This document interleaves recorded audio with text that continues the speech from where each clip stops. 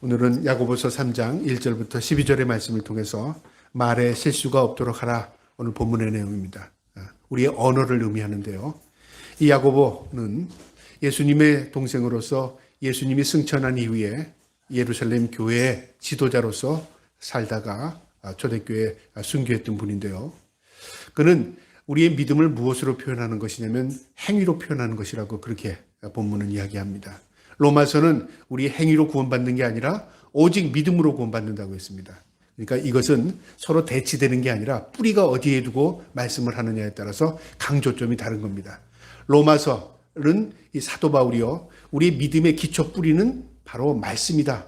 오직 말씀으로 구원받는다. 그래서 뿌리를 말씀으로 뒀다면, 이 야고보는 우리의 열매는 바로 우리의 행위, 삶이다, 그 말이죠. 그러니까 뿌리와 열매는 끝과 끝부분이죠. 그러니까 동일한 겁니다. 우리의 삶에 뿌리가 엉성하고 형성되지 않으면 우리의 믿음은 쓰러집니다. 말씀 위에 서야 되는 것이고요. 우리가 아무리 나무가 잘 자라도 열매 없는 것은 아무 의미가 없는 거죠. 우리의 삶을 통해서 열매 맺어야 된다, 그 말이죠. 그 열매가 우리의 삶이라, 그 말이죠. 주님과 동행하는 삶. 이제 그 내용을 쭉 이야기하면서 아브라함 이야기도 했고, 그 다음에 또 기생 람 이야기도 했습니다. 그들이 왜 하나님 앞에 의로운 삶을 살았고 의롭다고 인정을 받느냐? 그것은 그들의 행위, 그들이 하나님 앞에 순종하고 하나님을 믿고 하나님의 말씀대로 살았기 때문에 그들이 복된 인생을 산 것이다. 그렇게 2장에 말씀했다면, 이제 오늘 이 3장의 내용은요, 우리의 행위, 우리의 삶 가운데 가장 중요한 핵심입니다. 언어라, 그 말이죠. 우리는 행위를 말하면은 손발만 행위라고 생각하는데요. 사실 인간에게 있어서 언어가 우리 몸의 전체의 표현의 70%가 언어입니다. 야, 그거 가지고 와, 일로 와, 그거 그랬어. 우리가 보통 손발을 사용하기보다는 우리가 언어를 많이 사용합니다. 언어와 함께 손발을 표현하는 것이죠. 그러니까 손발을 묶어놔도 우리 입으로 표현을 다 할 수 있습니다. 여러분, 우리가 생명체들을 볼 때요, 800만 종의 생명체가 있습니다. 그 가운데 언어를 가지고 있는 생명체는 인간밖에 없습니다. 참 신비롭고 놀랍지 않습니까? 우리가 일반 진화론자들이 생각할 때 이 언어에 대한 건 잘 생각하지 않는 것 같아요. 그냥 인간이 몸이 발달하고 육체가 진화되고 그래서 우리가 어떤 새로운 호모 사피엔스 종으로 우리가 발달했다. 뇌가 커졌다. 뭐 이 정도지, 우리가 왜 언어가 생겼는가? 여러분, 우리 언어가 왜 인간만 생겼겠습니까? 하나님이 우리에게 언어를 주신 겁니다. 그러면 원숭이는 인간하고 닮지 않아서 언어를 사용하지 못합니까? 물론 동물들도요, 소리로 자신들을 표현하고 또 자신들의 무리를 모으고 또 의사도 나타냅니다. 그러나 우리 인간처럼 구체적인 언어를 사용하는 이 생명체는요, 인간밖에 없습니다. 아주 독특한 종입니다. 인간에게 언어가 말살되면요, 인간이 오늘날 이렇게 발전할 수 없었습니다. 인간의 언어 때문에 오늘날 이렇게 발전이 되었고요. 인간이 언어 때문에 문화가 융성해졌고, 이 언어 때문에 우리가 하나님의 본질을 고백하게 되는 것입니다. 그래서 하나님이 우리에게 받으시는 게 뭐냐면요, 예배를 받으시는데 예배 가운데 뭐가 있죠? 말씀이 있죠. 언어로 표현이 되죠. 찬양이 있죠. 우리가 입술로 고백을 합니다. 이처럼 언어를 빼면 우리가 예배도 할 수 없는 형편이 되는 거죠. 언어가 이만큼 중요합니다. 그래서 유대인들이요, 이런 속담이 있습니다. 세상에서 한 번 지나가면 다시 돌아오지 않는 게 있답니다. 한 번 지나가면. 기회라는 게죠. 기회는 한 번 지나가면 돌아오지 않잖아요. 그 기회를 잡을 것. 그러나 우리가 기회가 지나가면 더 잡지 못합니다. 물론 다른 기회가 오기도 하지만요. 그 다음에 그 당시 고대 사회니까 화살이 지나가면 돌아오지 않는답니다. 지나가면, 오늘날 우리가 무기 총알도 그러잖아요. 싹 지나가면 돌아오지 않습니다. 그 다음에 말이랍니다. 말이 한 번 입에서 내뱉게 되면 주워 담을 수 없다, 그 말이죠. 그러니까 유대인들의 속담입니다. 그러니까 우리가 말을 늘 하고 살지만요, 말의 귀중함, 또 말이라는 게 이렇게 주워 담을 수 없음을 그들의 속담에서 이야기하고 있습니다. 그래서요, 말은 마음의 표현이랍니다. 내가 어떤 말을 하느냐는요, 그 마음을 드러내는 겁니다. 내가 긍정적인 말을 하고 있다면 저 사람 긍정적인 마음을 가지고 있구나. 저 사람이 부정적인 말을 하고 있으면 저 사람 굉장히 부정적인 마음을 가지고 있구나. 그걸 표현할 수 있습니다. 말은 달라라고 말할 수 있는 사람도 있을지 모르지만요, 사실은 말은 마음의 표현입니다. 그래서 마음의 상태를 알려면요, 그의 언어요, 습관, 언어를 분석하면 이해가 가능합니다. 그래서 오늘날 과학이 많이 발전하면서요, 언어를 분석합니다. 녹음을 가지고 녹음을 풀면서요, 높낮이를 분석하기도 하고 그 언어의 쉼을 분석하기도 하고요. 그 다음에 언어가 어떤 단어를 많이 쓰느냐를 분석합니다. 그래서 분석하면 뭐가 나오는 줄 알아요? 아주 신기합니다. 그 사람이 어느 지방 사람입니다. 우리는 사투리를 보면 어느 지방 사람인지 알잖아요. 어디에서 태어났는가? 부모가 어떤 영향을 받았는가? 왜냐하면 높낮이를 통해서 분노적인 폭발하는 언어가 있거든요. 그러니까 누구의 영향을 받았는가? 그 다음에 그분의 학벌이 어떻게 되는가? 다 나옵니다. 언어를 통해서요. 오늘날 그런 시대입니다. 그래서요, 국가의 정상들이 만나서요, 언어를 하면 그 대화의 언어 그것만, 그러니까 그 내용만을 분석하지 않습니다. 이 사람이 거짓말로 말하고 있는지 진짜로 말하고 있는지를요, 언어로 분석이 가능합니다. 그런 시대에 우리가 살고 있습니다. 성경은 그렇게까지 깊이 얘기하지 않지만 언어가 굉장히 우리에게 중요하답니다. 그래서 이 언어를 어떻게 사용할 것인가를 우리에게 권면하는 내용인데요. 긍정적인 말로 사람이요, 어떻게 되냐면 약한 자를 세워주기도 한답니다. 위로와 힘이 된답니다. 그래서 이사야서 50장 4절에 보면 이런 말씀이 있습니다. 주 여호와께서 학자의 혀를 내게 주사 나로 곤비한 자를 말로 어떻게 도와줄 줄을 알게 하시고 아침마다 깨우시되 나의 귀를 깨우사 학자같이 알아듣게 하옵소서.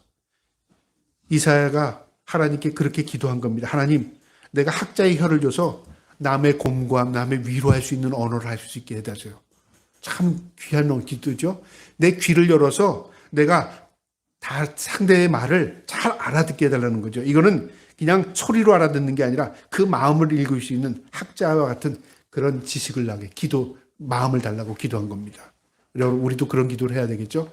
저 사람이 지금 나에게 어떤 마음으로 이야기하는가, 저 사람이 지금 표현하는 게 무언가, 내가 말하는 게 저 사람에게 어떻게 전해질까, 그것까지 깊이 생각한다면 참 우리가 성숙한 사람이 아닌가 그렇게 생각합니다.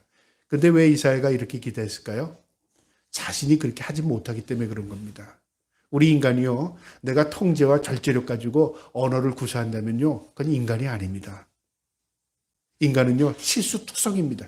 내가 말은 그렇게 해야지 해놓고 막상 그 가운데 기분이 안 좋으면요, 말이 달로 나가요. 어떨 때는 저도 그럴 때가 있어요. 내 생각은 그게 아닌데 왜 말이 이렇게 나가고 있지? 마음이 표현되는 겁니다. 이처럼 우리는 말의 실수가 투성이라고 말이죠. 그 다음에 또 말이 복이 되기도 하고 화가 되기도 한답니다. 어떤 말이 복이 될까요? 내가 남에게 축복하는 말은 복이 됩니다. 내게도 복, 상대도 복. 그 복이 구원에 이르기도 합니다. 그래서 말 한마디로 예수 믿게 되기도 하고, 어떤 사람이 말로 인해서 나도 당신이 믿는 하나님 믿고 싶습니다. 그런 경우가 있잖아요. 말이 복이 되기도 하고 구원이 되기도 합니다. 그런가 하면 말 한마디가 용기가 되기도, 절망도 갖다 줍니다. 야, 하면 돼, 하자. 그래서 우리가 오늘날 그냥 무작정 하면 된다 그 말인데, 하면 되는 게 있고 안 되는 게 있잖아요. 근데 용기는 하면 돼, 그게 용기가 아니라 그에게 용기를 주는 겁니다. 나도 기도할게, 나도 도와줄게, 아니면 하나님이 도와주셔, 하나님이 우리 힘이요 능력이 되셔. 그래서 그가 용기를 가지고 살아갈 수 있도록 격려하고 지지하는 거죠. 그러니까 아이들에게 가장 힘을 주는 게 뭐냐면요, 용기를 주는 게 부모의 지지랍니다. 그래, 잘해, 그래, 도와줄게, 엄마가 기도해, 너 잘할 수 있어. 이게요, 엄마가 직접 해주는 것보다요, 아이에게 지지해주고 격려해주는 게 더 큰 힘이 됩니다. 그런가 하면 절망적인 말 있죠. 네가 뭘 한다고 그러냐. 야, 하지마, 하지마. 이건 부모가 틀린 말을 하는 건 아닙니다. 네가 그거 해야 하지도 못하는 거 알아. 알죠? 그러나 왜 그런 말이 부정적인 말이 되고 아이를 절망시킬까요?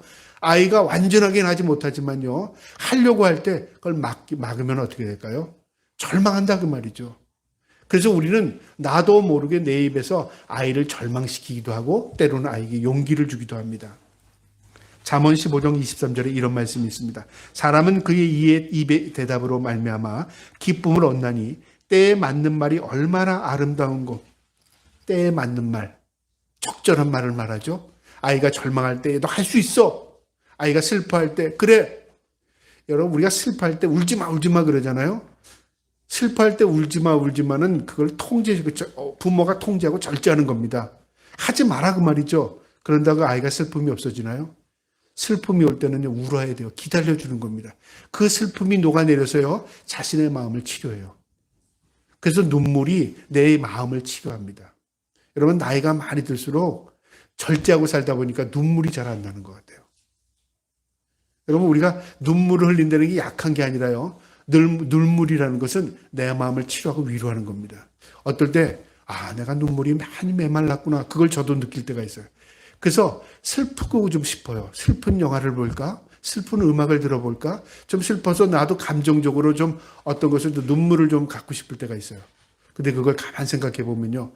남은 너무 메말랐구나.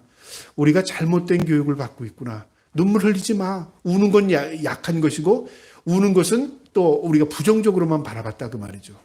눈물은요, 우리의 심령도 치료합니다. 우리 주님도 우리를 보고 눈물을 흘리셨어요. 우리가 남을 위해서 눈물 흘리는 거 하나님 기뻐하십니다. 그리고 눈물을 통해서 아이들이 치료되고요. 눈물을 통해서 용기를 갖게 됩니다. 그래서 우리가 어떤 상황에 내 생각을 먼저 비치는 것보다는요. 우리가 지혜를 구할 필요가 있어요. 하나님, 이럴 때 어떻게 아이를 도와줘야 되죠? 이럴 때 어떻게 우리가 아이를 키워내야 되죠? 내 생각이 아니라 하나님 그에게 힘이 될 수 있도록, 내가 부모의 역할을 잘 감당할 수 있도록, 내가 그에게 도구가 될 수 있도록 하나님 역사해달라고 그렇게 기도할 수 있는 저와 여러분 되기를 축복합니다. 이처럼 말이라는 게 생각지도 않게 우리에게 힘이 되기도 하기도 용기도 되고 절망도 줍니다. 오늘 본문이 우리에게 그것을 이야기하는데요. 오늘 본문은 우리가 12절까지 읽었는데요. 결론이 나는 내용이 아닙니다. 다음 주에 이 결론에 대해서 이야기를 합니다. 그러나 오늘 본문을 통해서 우리가 교훈 얻을 교훈이 있습니다. 한번 본문을 보도록 하겠습니다. 3장 1절에 내 형제들아 너희는 선생된 우리가 더 큰 심판을 받을 줄을 알고 선생이 많이 되지 말라. 이 말을 잘못 이해하면 선생이 많이 되지 말라는구나. 성경은 그렇게 알아들 수 있잖아요. 그 말이 아닙니다. 선생이 된다는 건 뭐냐면요. 가르치는 것만이 선생이 아닙니다. 부모가 아이의 선생입니다. 또 우리가 다른 사람을 리더하는 것도 선생입니다. 우리가 다른 사람에게 또 어떤 것도요. 본을 보이는 것도 선생입니다. 이건 무엇을 의미하냐면요. 큰 책임, 영향력을 의미합니다. 내가 좋은 영향력을 주지 못하면서도 남 앞에 서려고 그래요. 내가 좋은 어떠에게 도움이 되지 못하면서도 리더가 되려고 그래요. 그건 뭐냐면요. 남도 망하고 나도 망하게 하는 겁니다. 그러니까 항상 조심해라 그 말이죠. 너에게도 책임이 있어. 너에게도 리더라서 그게 문제가 있어 그 말이죠. 목사에게 이거 굉장히 큰 교훈입니다. 목사가 하나님의 말씀을 전한다고 말하면서 자기 생각 전하고 자기 교육에 유익하다고 해서 성경에 없는 말씀을 전하다 보면요. 딱 이렇게 되기 쉬워요. 그거는 우리만 듣는 게 아닙니다. 나를 속이는 것이 되고 듣는 사람에게도 해가 되고 하나님의 영광을 가리기도 해요. 그래서 이 말씀은 뭐냐면 큰 심판을 받는 줄 책임감이 있다 그 말이죠. 내가 더 그것에 대해 남에게 네가 얘기했다면 너는 그 더 큰 책임을 지고 있다는 거야. 그 중요한 것을 의미하는 겁니다. 우리가 그런 마음으로 믿는 사람이 살아야 합니다. 성경은 뭐라고 말하냐면요. 우리가 잘못돼 실수하는 게 참 많답니다. 그 가운데 언어가 그렇습니다. 2절에요. 우리가 다 실수가 많으니 만일 말에 실수가 없는 자라면 곧 온전한 사람이라 능히 온 몸도 굴레에 씌우리라.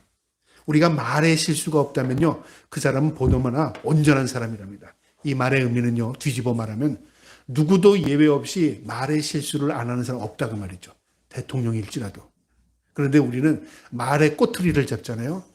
그거 하나 가지고 어떻게 합니까? 끝까지 물고 늘어집니다.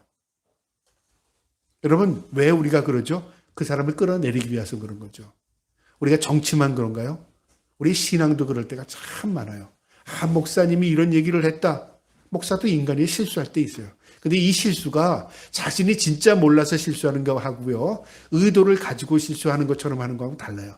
의도가 들어가 있다면 실수가 아닙니다. 그건 뭐냐면 자신 안에 욕심이 들어찬 거죠. 어쨌든 인간은 실수가 없을 수 없다 그 말이죠. 만약에 온몸을 굴레에 씌운답니다. 그러니까 자기를 꼼짝 못하게 하는 거예요. 그러니까 자기 말로 자기 무덤 파는 거에 된다 그 말이죠. 꼼짝 못하게 한답니다. 그게 외부의 어떤 힘이나 외력이 아니라 자기의 말에 자기가 스스로 넘어지게 된다 그 말이죠. 3절이요. 우리가 말들의 입에 재갈 물리는 것은 우리에게 순종하게 하려 하고 그 온몸에 제하는 것이라. 여기서 말은 말리는 달리는 말입니다. 홀스 말이죠. 이 말에 재갈을 물린답니다. 그러니까 말의 입에다가요 쇠붙이 같은 걸 넣어서 끈으로 해서 이렇게 당깁니다. 그러면 말이요 키를 이 잡는데 줄을 잡아 당기는 쪽으로 방향을 들기 때문에 말을 제어할 수 있습니다. 이건 이미 고대인들부터 알고 있던 사실입니다. 그러니까 큰 말일지라도 그 말을 통제하려면 먼저 입의 혀를 제어하면 통제된다. 하나의 예죠. 우리 인간이 그렇게 입을 통제할 수 있을까? 인간은 안 됩니다. 그 다음에 또 뭐가 있냐면요. 예로 배입니다. 4절에 또 배를 보라. 그렇게 크고 광풍이 밀려가는 것들을 지극히 작은 키로서 사공이 뜻대로 운행하나니. 여러분 배는 겉으로는 키가 보이지 않죠? 물 밑에 있으니까요. 비율로 보면 100분의 1도 안 됩니다. 키는요. 굉장히 작은 겁니다. 그런데 이 키가 방향키가 움직이는 데에 따라서 방향을 잡습니다. 그러니까 아무리 큰 배일지라도 키가 없으면 무용지물이죠. 아무리 큰 배도 작은 키가 있다면 그건 방향을 전환할 수 있는 거죠. 방향을 잡을 수 있다고 말이죠. 이처럼 혀가 그런 역할을 한다고 말이죠. 혀의 중요성을 지금 강조하는 겁니다. 말을 통제하고 배의 방향을 잡고 하는 게 바로 작은 것처럼 우리 육체로 볼 때 이 혀는 굉장히 작은 것에 불과하지만 영향력은 굉장히 큰 것이다 그 말이죠. 왜 이런 말을 지금 야고보가 하느냐면요. 우리 인간의 언어가 그만큼 중요하다 그 말이죠. 이 당시 로마 시대였습니다. 이 당시 로마 시대의 사람들이요. 말하는 걸 굉장히 좋아했어요. 그래서 심지어는요. 어떤 마당에 나가거나 공원에 나가거나 어떤 성문에 나가면요. 넓은 장소에서는 다 사람들이 말하는 그러니까 철학적인 이야기들을 많이 했습니다. 거기다 그때 철학이 굉장히 많이 발전했잖아요. 그래서 철학자들이 자신의 주장을 펴니다. 그러면 또 한쪽에서 또 한 철학자가 다른 자신의 주장을 펴니다. 그걸 굉장히 즐거워했습니다. 그거 듣고 그거 보는 거에 따라서요. 그러다 보니까 상대의 철학을 무시하기 위해서 다른 이론을 전개하는 거죠. 그럼 또 그게 재미있으니까 그쪽에 가서 귀를 기울이는 거예요. 그러니까 말장난이지만 말로 굉장히 대립을 관계를 가지고 있었어요. 그러니까 사도 바울이 아리스타고 광장에서 말을 할 때 저건 또 무슨 말을 하나 들어보자 사람들이 그러지 않아요? 철학적인 이야기들을 너무 많이 주워 들은 거예요. 사람들이 말로 듣는 거죠. 우리 그리스도인들이 말로 신앙생활 하다간 이런 실수를 범하게 된다. 우리의 신앙은 말에 있지 않아. 오히려 말은 많이 하는 것보다 말을 통제하는 게 오히려 우리 신앙에 더 도움이 돼. 그런 말이기도 합니다. 그래서 키를 비교하고 말에 또 재갈을 비교합니다. 5절에 이와 같이 혀도 작은 지체로 돼 큰 것을 자랑하도다. 보라 얼마나 작은 불이 얼마나 많은 나무를 태우는가. 이제 또 이 혀의 부정적인 면을 표현하는데요. 불과 같답니다. 자그마한 불이 숲에 붙으면요. 산을 다 온통 태우고도 꺼지지 않습니다. 그래서 만족이 없는 것이 사람의 욕심, 불, 바다의 물이라고 하잖아요. 태워도 끝나지 않습니다. 부어도 차지 않습니다. 그 다음에 우리의 욕심을 채워도 욕심에 만족이 없다 그 말이죠. 그것과 마찬가지로 불이 그렇다 그 말이죠. 우리 혀가 불 같답니다. 그러니까 통제가 안 된다 그 말입니다. 그 다음에 6절에요. 혀는 곧 불이요 불의 세계라. 혀는 우리에게 지체 중에서 온 몸을 더럽히고 삶의 수레바퀴를 불사르나니 그 사르는 것이 지옥불에 나누니라. 더 심각한 이야기를 했는데 이 혀는요 어떤 역할을 하냐면 지옥에도 가고 천국에도 가게 한다고 말이죠. 여기 수레바퀴가 우리 인생입니다. 우리의 인생이 지옥 같은 인생을 살기도 하고 우리의 인생이 천국과 같은 인생을 살기도 합니다. 여러분 부부가 왜 어려워지는지 압니까? 언어가 쉬워지면서 부부가 문제가 생기는 경우가 참 많아요. 처음에는 서로 존중을 하죠. 서로 연애 시절에 더 존중을 하잖아요. 결혼하면서 존중을 합니다. 이제 10년 살다 20년 살다 보면 이제 어떻게 될까요? 아주 쉬워지는 겁니다. 그 쉬워지는 게 대하는 게 말로 나간다 그 말이죠. 그 말이 무너지는 순간에 부부의 관계도 무너지는 경우가 참 많아요. 여기 불의 수레바퀴, 이 수레바퀴라는 건 우리 인생인데 돌잖아요. 인생이라는 게 도는 것 같은데 앞으로 향해 갑니다. 근데 이게 불이 타버리면 어떻게 될까요? 무너져 버립니다. 지옥에도 가고 또 이것이 잘 세워지면 천국에도 갑니다. 그래서 전 주례 때 꼭 하는 이야기가 있어요. 결혼 생활하면 늘 존칭어를 쓰세요. 그렇게 말하죠. 물론 부부가 계속 존댓말을 할 수는 없습니다. 둘이 있을 때는 서로 이렇게 또 말을 편하게도 할 수 있죠. 그러나 대부분은 말을요. 우리가 서로를 존중하는 말을 할 때 가정이 세워지는 겁니다. 이처럼 우리의 인생도 지옥불에 던지는 그런 언어 때문에 그런 결과를 얻게 되기도 한다 그 말이죠. 그러면서 7절에 여러 종류의 짐승과 새와 벌레와 바다의 생물은 다 사람이 길들일 수 있고 길들여 왔거니와 인간 외의 모든 생명체는 길들일 수 있답니다. 물론 예외도 있겠지만요. 우리 아직 인간이 개미를 훈련시키거나 바퀴벌레를 훈련시키거나 그렇게 하는 사람은 없지만 보통 우리가 필요한 대로 동물들은 생명체를 훈련시킬 수 있습니다. 가능합니다. 인간의 혀는 훈련이 안 된답니다. 진짜 그럴까? 인간이 여러분 가식적으로는 할 수 있겠지만요. 훈련되지 않는 게 언어랍니다. 갑자기 무너진답니다. 인간의 혀는. 왜 그럴까? 혀는 8절에요. 능히 길들일 수 없나니 쉬지 아니하는 악이요 죽는 독이 가득한 것이라. 본질이 악이요 독이랍니다. 이건 무엇을 의미하냐면 인간의 본성을 의미합니다. 인간의 내면에는 악과 독이 가득 차 있답니다. 그래서 우리의 삶의 주인이 우리 주님으로 바뀌지 않으면요. 우리 인간의 본성은 악과 독을 내뿜습니다. 나도 죽고 남도 죽게 한다는 거죠. 이게 성경의 말씀입니다. 그러니까 인간의 본성은 악하다. 왜 악하게 되었는가? 우리가 죄로 인하여 인간이 악하게 되었다. 그러니까 죄인은 입에서 나오는 게 다 악한 것만 나온다 그 말이죠. 자식 살리려다 자식 죽이고 그 다음에 부부가 서로 살리려다 부부 죽이고. 여러분 우리가 안 그런 것 같죠? 다 너 잘 되라고 한 거야 자식에게 했는데 나중에 지나보면 마음은 너 잘 되라고 한 거예요. 자식 잘 되라고 한 건데 자식의 입장에서는 부모에게 내가 너무 눌리고 통제받은 거예요. 그래서 트라우마로 가득 찬 사람들이 굉장히 많습니다. 우리가 TV 프로 보면요. 산속에서 사는 사람들 있죠. 자연인이라고 그러나요? 그 자연인의 공통점이 왜 자연인이 됐을까요? 자연스러운 걸 원해서 자연인이 됐을까요? 사람이 싫어서 산으로 들어간 겁니다. 사람에게 듣기 싫은 겁니다. 보기 싫은 겁니다. 그러니까 산속에서 나 혼자 편하게 살겠다 그 말이죠. 관계를 끊는 거죠.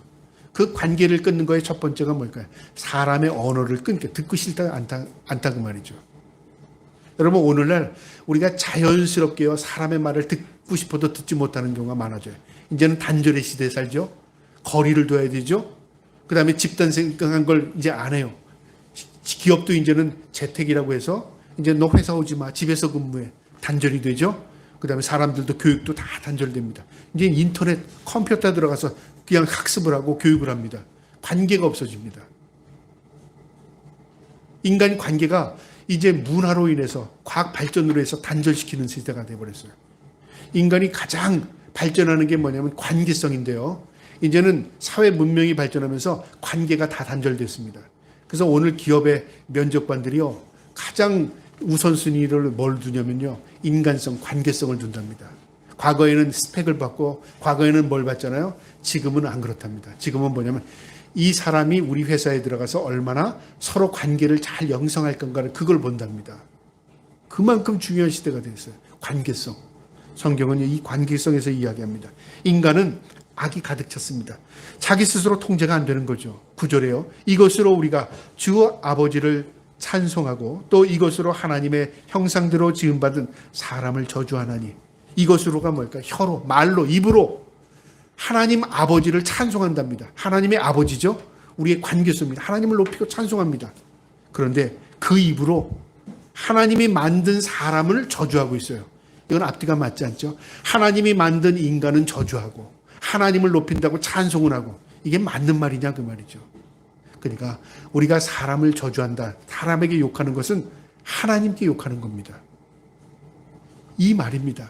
내가 하나님께 안 그랬어요. 난 사람에게 그랬죠. 하나님의 만든 사람에게 한 것이기 때문에 결국 하나님께 바로 욕을 한 게 된다 그 말입니다. 10절에 한 입에서 찬송과 저주가 나오는도다. 내 형제들아 이것이 마땅하지 아니하도다. 이건 맞지 않아. 어울리지 않아. 이건 합당하지 않아 그 말이죠. 어떻게 꼭 똑같은 입에서 찬송이 나오고 저주가 나오고 그 말이죠. 그 말을 한다 그 말이죠. 목사가 욕을 해야 된다. 그 사람은요 목사가 아닙니다 이미. 왜 그럴까요? 그 사람은 마음속에 뭐가 있죠? 하나님이 안 계신 거라고 볼 수가 있는 거죠. 우리가 오늘날 그런 사람들을 간혹 봅니다. 막 자기 열정에 불타서 그래서 말씀을 전하는 사람 가운데 욕을 많이 들어가거나 쌍스러운 말을 하거나 그다음에 하나님의 이 말씀을 전하면서 굉장히 어떤 그 절제력이 없이 막 자기 사람을 웃기려고 하는 사람들 있잖아요. 막 사람이 즐거워하니까 막 거기다가 대고 하나님의 말씀을 엉망진창으로 만들어버려요. 재미는 있고 웃기죠. 근데 머리에 남는 거 하나도 없어요. 하나님의 그 위치를 떨어뜨리게 되는 거예요. 누가 그런 역할을 해요? 목사가 그런 역할을 한다고 말이죠. 굉장히 두려움에도 불구하고 두려움에 대한 의식이 하나도 없는 겁니다. 이게 바로 언어라 그 말이죠. 언어는 한 입에서 찬송과 저주가 함께 나올 수 없다 그 말이죠. 11절에 샘이 한 구멍으로 어찌 단물과 쓴물을 내겠느냐. 한 입에서 단물과 쓴물이 나오지 못한답니다. 여러분, 오늘날 우리가 과학이 많이 발전하고요. 그 다음에 특별히 과학 분야에서도 우리 사회과학 가운데 심리학이라는 분야가 발전하면서 이제 언어를 통해서 사람을 분석하는데요. 심리 분석이라고 그러죠. 저 사람이 왜 저런 말을 하고 있는가? 언어를 통해서 분석해 나갑니다. 그 가운데요. 그 사람이 쓰는 언어에 따라서 마음이 이렇구나 압니다. 먼저 말이 거친 사람이 있잖아요. 저 사람 말이 저런 사회가 그런가? 저 사람이 말을 잘 못하는 게 아니라 마음의 분노를 가지고 있으면요. 말이 거칠어진답니다. 우리도 그렇잖아요. 때로는 막 말이 톤이 높아지고 거칠어집니다. 마음에 화가 있어서 그런 겁니다. 그럼 마음을 읽어야죠. 분노가 있구나. 그 다음에요. 부정적인 말을 하는 사람은 마음의 두려움을 갖고 있기 때문에 그렇습니다. 저 사람이 부정적인 이야기 하는 것은 마음 자체가 지금 두려워하는구나. 그걸 알 수 있다는 거죠. 과장되게 자기 이야기를 하는 사람은 마음이 궁핍하다는 거죠. 막 부풀리는 사람 있잖아요. 그거는 자신의 마음이 궁핍하고 가난했기 때문에 그런 것이죠. 거짓말하고 싶은 게 아니라 그 사람 마음이 지금 가난한 겁니다. 그 다음에 자랑을 늘어놓게 하는 사람은요. 마음이 안정되지 않아서 그렇답니다. 마음이 불안하니까 자꾸만 뭔가를 이야기하고 싶은 거죠. 그 다음에 또 음란한 말 이야기하는 사람은요. 마음이 청결하지 못하답니다. 다 마찬가지죠. 음란한 이야기 많이 하는 사람은 어떻겠어요? 마음이 깨끗하지 못하니까 입에 그런 이야기를 달고자 하는 거죠. 그 다음에 항상 비판하는 말을 하는 사람은 마음이 비통한 사람입니다. 슬픈 상처가 있는 사람이죠. 그러니까 자기가 받은 상처를 남에게 돌려주는 겁니다. 그러니까 항상 비판적인 말을 하죠. 그 다음에 다른 사람을 헐뜯는 사람은요. 마음에 열등감이 있는 사람이랍니다. 그 다음에 듣지 않고 자기 말만 하는 사람은 조급한 사람이랍니다. 내가 말을 해야 되는데 자기 말은 지금 귀에 들리질 않는 거죠. 그러니까 말은 대화 가운데요. 다른 사람이 많이 말을 하고 싶어 하잖아요. 들어주는 것도 대화입니다. 상담에서 있어 가장 좋은 상담은요. 많이 들어주는 겁니다. 우리는 많이 설명해 주는 게 좋은 상담인 것 같잖아요. 들어주는 게 좋은 상담입니다. 근데 사람은 듣지 않고 말을 하려고 하는 것이죠. 이런 마음을 읽어냅니다. 그 다음에요. 반대의 면이 있습니다. 다른 사람을 격려하는 사람은 마음이 행복한 사람이랍니다. 남을 지지해주고 격려해주는 거죠. 그래, 잘할 수 있어. 행복하기 때문에 그렇게 해줄 수 있는 거죠. 그 다음에 또 부드러운 말을 하는 사람은 마음이 안정된 사람이랍니다. 우리가 아이들에게 너 말 조심해, 말 잘해 그렇게 하지 않고요. 아이들에게 마음의 편안함을 주면요. 입에서 거친 말 안 나옵니다. 부드러운 마음이 나와요. 그래서 저 아이의 언어를 통해서 저 집안의 어른들이 어떤 어른이구나 알 수 있어요. 아이가 막 거칠고 말을 막 쓰면요. 집안 분위기가 그렇구나. 아이가 부드러운 말을 써요. 안정된 말을 써요. 집안이 안정하구나. 그걸 알 수 있다는 거죠. 그 다음에 또요. 다른 사람을 헐뜯는 사람은요. 마음이 그 다음에 진실되게 말하는 사람은 마음이 담대한 사람이랍니다. 진실은 어디에서 나오냐? 담대하기 때문에 진실한 겁니다. 내가 목에 무엇이 들어와도 담대하기 때문에 내가 진실을 말할 수 있는 거잖아요. 불안한 사람은 그렇게 되지 않아요. 그러니까 진실을 말하는 사람, 저 사람 담대한 사람이구나 알 수 있고요. 위로의 말을 하는 사람은 사랑이 많은 사람이랍니다. 내가 사랑을 받고 살면 남에게 위로할 수 있는 사람이 돼요. 내가 하나님의 사랑을 많이 받으면요. 하나님께서 하나님이 나의 사랑을 가지고 내가 남의 위로를 할 수 있어요. 그러니까 위로할 수 있는 게 아무나 할 수 있는 게 아니라 사랑이 많은 사람이 위로할 수 있는 겁니다.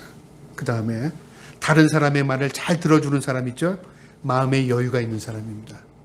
내가 겸손하고 여유가 있으면 남의 마음을 듣고요. 그것을 이해하고 그 마음을 위로를 해줄 수 있는 거죠. 참 오늘날 과학이 많이 발전하니까 사람의 마음을 언어로 이렇게 분석해 나가잖아요. 이게 심리 분석, 언어 분석입니다. 여러분 이처럼 이 성경은요. 그렇게 다 분석을 하지 않았지만요. 무엇이나 말의 중요성을 지금 이야기하는 겁니다. 그러면서 마지막 12절에요.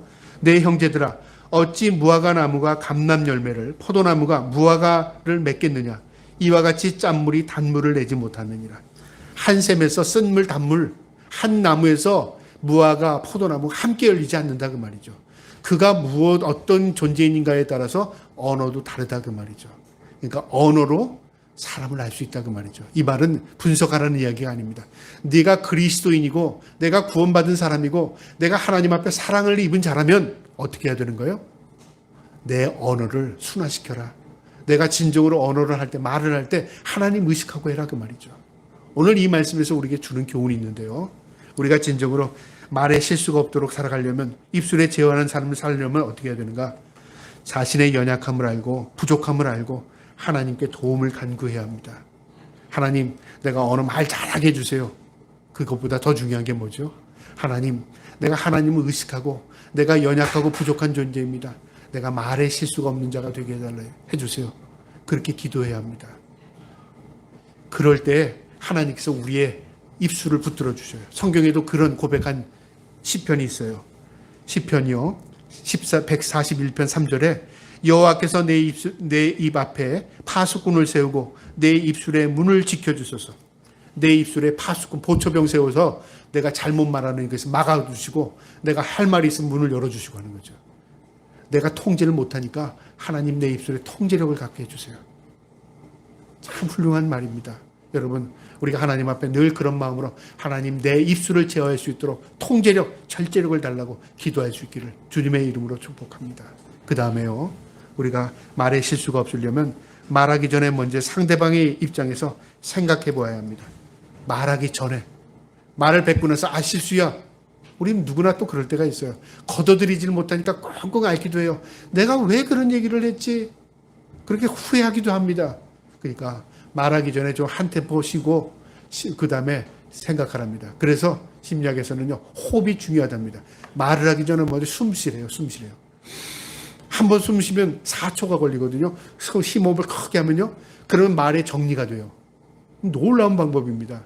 숨을 크게 들었으면요, 정리가 돼요. 아, 그래, 내가 그 말은 좀 나중에 하고 일단은 이 문제 기분 상하지 않게 해야지. 그런 마음이 든다 그 말이죠. 여러분, 배워야 할 점이라 생각합니다. 우리가 제어하지 못할 때 상대방의 입장을 생각할 줄 알아야 된다 그 말이죠. 성경에 보면 잠언 15장 28절에 이런 말씀이 있습니다. 의인의 마음은 담대한 말을 깊이 생각해도, 대답할 말을 깊이 생각해도 악인의 입은 악을 쏟느니라. 악인은 그냥 막 입에 쏟아냅니다. 의인은 어떤 게 의인이냐면요, 마음에 담은 말을 깊이 생각한답니다. 마음에 담고 있는 말을 한 번 더 심호흡하고 깊이 생각해서 뱉는다 그 말이죠. 여러분, 저와 여러분이 실수가 많은 인간일지라도 늘 마음에 통제력을 가지고 깊이 생각하고 상대를 입장을 생각하고 말할 수 있는 자들 되기를 축복합니다. 마지막으로요, 말에 실수가 없으려면 선한 마음과 생각을 가지고 살아야 합니다. 오늘 성경이 그걸 얘기하는데, 우리의 말은 어디서 나온다 그랬죠? 생각에서, 마음에서 나온답니다. 마음. 내 마음에 있는 걸 쏟아내는 겁니다. 내 마음이 바뀌면 생각이 바뀌죠. 생각이 바뀌면 언어가 바뀝니다. 언어가 바뀌면 습관이 바뀝니다. 습관이 바뀌면 어떻게? 인생이 바뀝니다. 마음이 곧 내 말이라 그 말이죠. 그러니까 하나님 내 말 잘하게 해주세요, 말 절제하게 해주세요가 아니라 먼저 하나님 내 마음밭이 옥토밭 되게 해주세요. 내 마음이 좋은 선한 마음 되게 해주세요. 어떻게 해야 되죠? 손발이 선하게 삶을 살면요, 내 마음이 선하게 움직여집니다. 그래서 야고보가 이렇게 얘기한 겁니다. 우리 그리스도인의 신앙은 믿음인데 그 믿음은 우리의 삶 행위로 나타나는 겁니다. 그 행위의 첫 번째가 뭐냐? 말입니다. 말 조심하고 말 영광스럽게 하나님께 영광 돌리는 말을 하고, 말을 통해서 또한 위로하고 말을 통해서 남을 세우는 그런 언어의 삶을 살아가자, 그런 격려의 말입니다. 저와 여러분이 오늘 이 말씀을 통해서요, 우리의 마음이 늘 하나님이 기뻐하는 마음으로 선한 말을 할 수 있는 자 될 수 있기를 주님의 이름으로 축복합니다. 아멘.